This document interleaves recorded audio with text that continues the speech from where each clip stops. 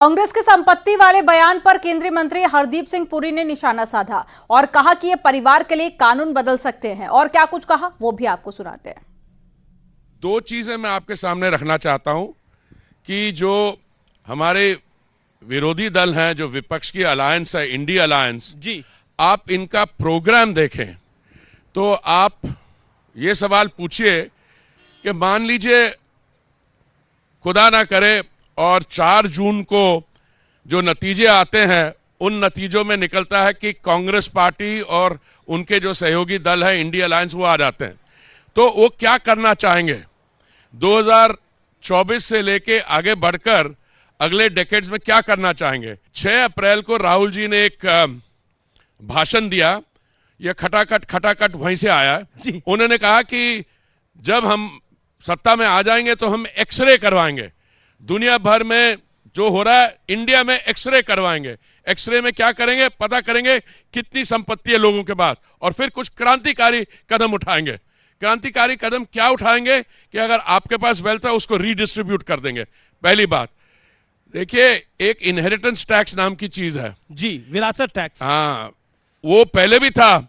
जब इंदिरा जी गुजर गई तो राजीव दी को, उनके बच्चों को, उनके ग्रैंडचिल्ड्रन को, इंदिरा जी को $1,73,000 के करीब मिलना था, क्योंकि वो नहीं चाहते थे कि वो इनहेरिटेंस टैक्स जो लगा हुआ था वो पे करना पड़े, तो उन्होंने इनहेरिटेंस टैक्स को ही कर दिया।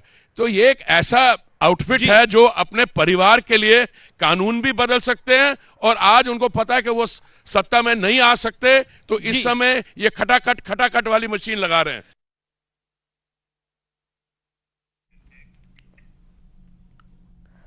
और आगे केंद्रीय मंत्री हरदीप सिंह पुरी ने कहा कि बीजेपी ध्रुवीकरण नहीं करती है, कांग्रेस इस बार सिर्फ 40 से 42 सीटें ही जीतेगी। ये पहले बात तो कांग्रेस अगर पावर में आएगी, ऑफिस में आएगी, तो मेरे हिसाब से तो इम्पॉसिबिलिटी है। इनकी पिछली बारी कोई 40-42 सीटें थी, 52 थी सर, 52। अच्छा, इस साल 40-42 ही आएंगी। तो इसलिए मैं ये आपको ये कह रहा हूं कि ये हम ऐसी बात नहीं करें। पहले हमने ये मुद्दा नहीं उठाया, मैं आपको ये बताना चाहता हूं।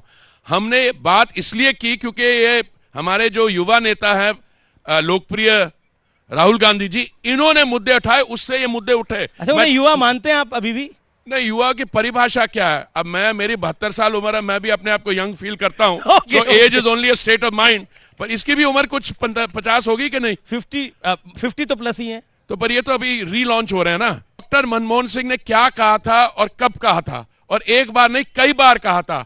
उन्होंने ये कहा था जब वो प्रधानमंत्री थे, that the minorities, particularly the Muslim minority has the first right on the nation's resources। ये उन्होंने कहा था, ये उन्होंने कभी डिनाई नहीं किया। और उसके बाद इनमें से कई लोगों ने कहा कि जो ओबीसीज को कंसेशन या रिजर्वेशन जो भी आप कहें, वो वहां से लेके उस पर्टिकुलर कम्युनिटी में देने चाहिए। मैं उस चीज के साथ लड़ नहीं रहा, वो तो उन्होंने कहा था, उस समय भी हमें ज्ञान था इसके बारे। आज उसकी क्या इंप्लीकेशन है? आज उसकी इंप्लीकेशंस ये है कि जब राहुल जी ने ये स्टेटमेंट की कि मैं एक्सरे करवाऊंगा, खटाखट गरीबी कम करूंगा, तो उस गरीबी कम करने के कॉन्टेक्स्ट में उन्होंने ये कहा है कि अगर आपके पास से 1500 रुपए है तो मैं बांट दूंगा 10 लोगों के बीच में। तो ये हुआ है, और उसमें फर्स्ट राइट वो किसी माइनॉरिटी कम्युनिटी को देंगे। लेकिन एक सवाल खड़ा हो रहा है, प्रधानमंत्री की इलेक्शन कमीशन में शिकायत भी हुई है, नोटिस भी हुआ है। एक विपक्ष की ओर से ये बात है, और ये बात ये है कि हिंदू मुसलमान करने का चुनाव को प्रयास है, पोलराइज करने का प्रयास है। देखिए, हमारी तरफ से कोई पोलराइजेशन नहीं करने का प्रयास है। अखिलेश यादव आज कन्नौज लोकसभा क्षेत्र में 3 जनसभाओं को संबोधित करेंगे। अखिलेश कानपुर देहात के रसूलाबाद, औरैया के बेला और साथ ही कन्नौज के उमरदा में चुनावी जनसभा को संबोधित करेंगे। सभी इलाके कन्नौज लोकसभा क्षेत्र का हिस्सा है।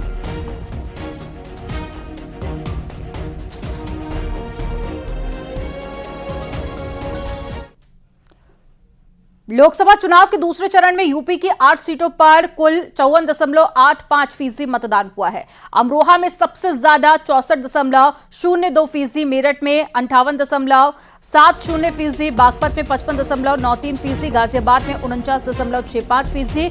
इसके अलावा गौतम बुद्ध नगर में 53.21% मतदान हुआ। बुलंदशहर की बात करें तो 55.79%, अलीगढ़ में 56.62%, मथुरा में 49.29% मतदान हुआ है।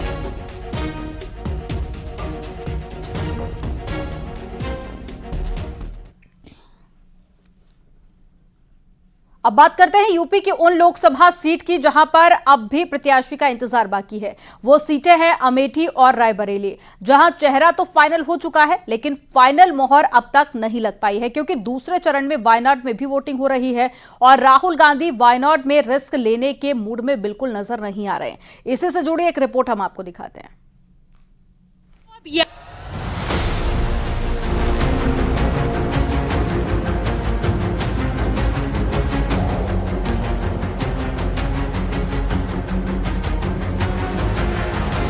वायनाड में वोटिंग खत्म हो चुकी है।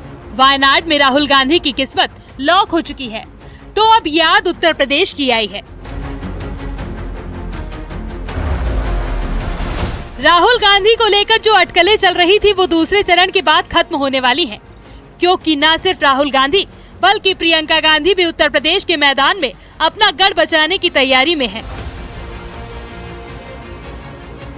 कांग्रेस के सूत्रों के हवाले से खबर है कि राहुल गांधी अमेठी से चुनाव लड़ेंगे, प्रियंका गांधी रायबरेली से चुनाव लड़ेंगी। नामांकन से पहले अयोध्या में दर्शन करेंगे। दोनों भाई बहन रामलला की पूजा करेंगे। हालांकि वो किस दिन अयोध्या पहुंचकर राम मंदिर में मत्था टेकेंगे, इसको लेकर पूरी तस्वीर साफ नहीं है, लेकिन इस संभावना पर सीएम योगी ने जरूर हमला बोला है। और मैंने सुना है कि भाई और बहन दोनों अयोध्या दर्शन करने के लिए जाना चाहते हैं। जब इनकी सरकार थी तब कहते थे कि राम तो हुए ही नहीं, अयोध्या में रामलला को फिर से विराजमान कर दिया है और मंदिर भव्य बन गया है। अब कहते हैं राम तो सबके हैं।